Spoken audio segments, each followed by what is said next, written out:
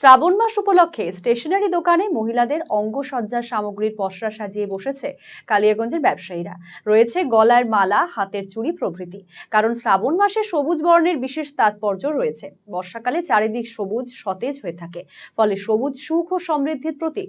আর এই উপলক্ষে শ্রাবণ মাসে মহিলারা সবুজ ছাড়াও বিভিন্ন রঙের চুড়ি পরে থাকেন।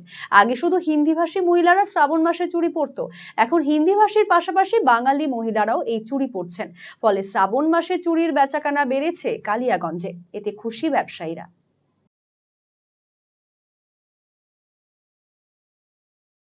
মাসে যেহেতু একটা প্রত্যেকেরই একটা বাবার উপাস করে, সেই মোতাবেক আগের থেকে এখন আরও বৃদ্ধি পাচ্ছে আমাদের সবুজ চুড়ি। এটা আগের তো একটা শ্রেণীর মধ্যে ছিল, এখন সব শ্রেণীর মানুষই এই সবুজ চুড়িটা ব্যবহার করে। কি মনে হয় কি কারণবশত?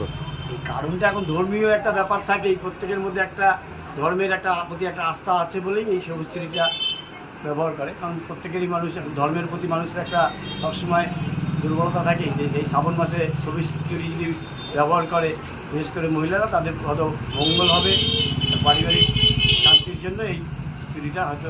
কেমন বেচা কেনা হচ্ছে? ভালো, আমরা যা দেখছি আগের তুলনায় আরও বৃদ্ধি হচ্ছে।